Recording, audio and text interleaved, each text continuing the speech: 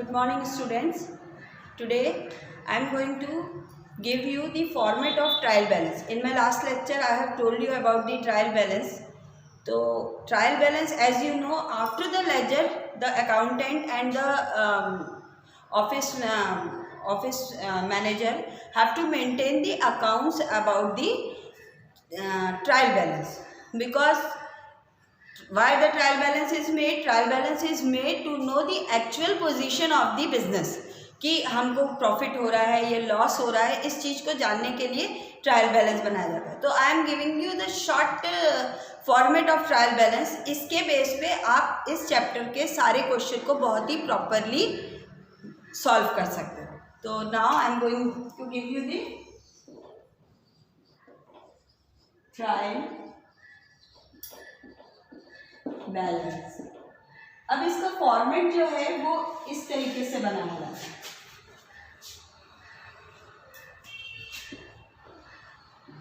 Particular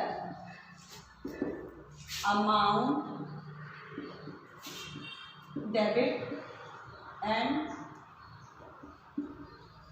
amount credit. एक format तो ऐसा बनता है जिसमें जितने भी अकाउंट्स लेजर में मेंटेन होते हैं वो सारे नाम यहाँ पे लिखते जाते हैं, और क्या डेबिट में आना, जो डेबिट साइड में आने वो सारे अमाउंट इधर मेंशन होंगे. वो अकाउंट का अमाउंट इधर आ जाएगा और जो क्रेडिट में जाना है वो इधर है. मगर अब ये आपके लिए सबसे बड़ी समस्या है, क्योंकि you are just beginning students. तो आपके लिए ये सबसे बड़ी बात ये है, ये पता करना है कि कौन सा अकाउंट डेबिट में जाएगा, कौन सा क्रेडिट में. इसके लिए मैं आपको एक शॉर्ट फॉर्मेट देती हूँ जिसमें कि आप डेबिट और क्रेडिट वाला कॉलम कर सकते हैं. ये एक्चुअल फॉर्मेट है. अब इसके लिए मैं आपको शॉर्ट फॉर्मेट बताती हूँ, जिसमें जैसे लेजर में अकाउंट बनता है उसी तरीके से आपको ये समझना है. ये फॉर्मेट समझाने के लिए बना रही हूँ. Particular amount credit amount debit. अब इसमें सबसे पहले, जैसे कि मैंने अपने लास्ट लेक्चर में आपको बताया था, सबसे पहले ऑल एसेट्स. अब you know what is assets? All that thing और commodity which can be converted into the cash and which have the legal entity. जिसकी लीगल एंटिटी हो कि आपके पास पूरा कानूनी अधिकार है कि आप उसको बेच के और उसको कैश के रूप में बदल सकते हो.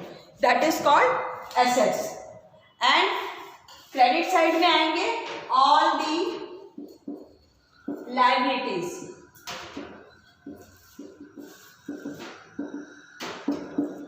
सारे एसेट्स अगर इधर आएंगे तो सारी लायबिलिटीज क्रेडिट साइड में आएंगे.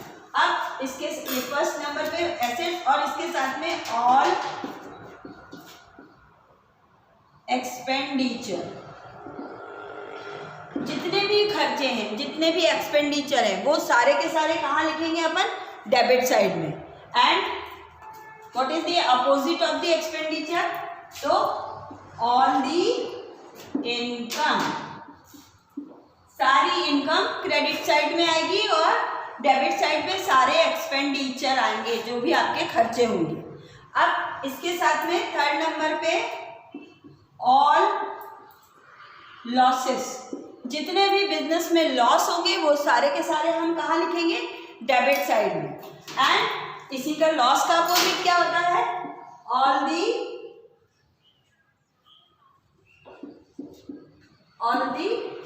गेन्स.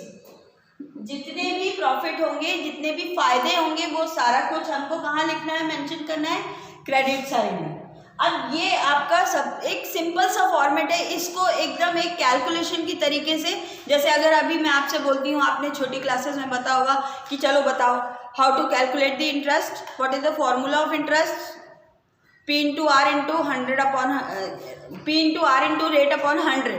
तो ये अपना सिंपल से इंटरेस्ट का फॉर्मूला. ऐसे ही अपने माइंड सेट में ऐसे ही ट्रायल बैलेंस का फिक्स फॉर्मूला है कि all the assets, all the expenditure and all the losses will come in the debit side. And इनका अपोजिट यही है, all the liability, all the income and all the gains will comes in the credit side. तो and the total, अब ये the thing to be remember, अब एक चीज़ ध्यान रखने वाली बात जो है यहाँ पे सिर्फ एक ही है कि हमने जो भी क्वेश्चन सॉल्व किया उसका दोनों side, debit side credit side will be equal. That is the main theme of the trial balance. The both the side should be equal. तभी आपका क्वेश्चन सही माना जाएगा जब उसका दोनों साइड इक्वल होगा. Got it? So start making practice of your exercise book questions and solve on the basis of this theme. इस थीम के बेस पे आप क्वेश्चंस को सॉल्व करना शुरू करिए. And if you get any doubt और any problem then contact me and call me. Okay, thank you, have a nice day.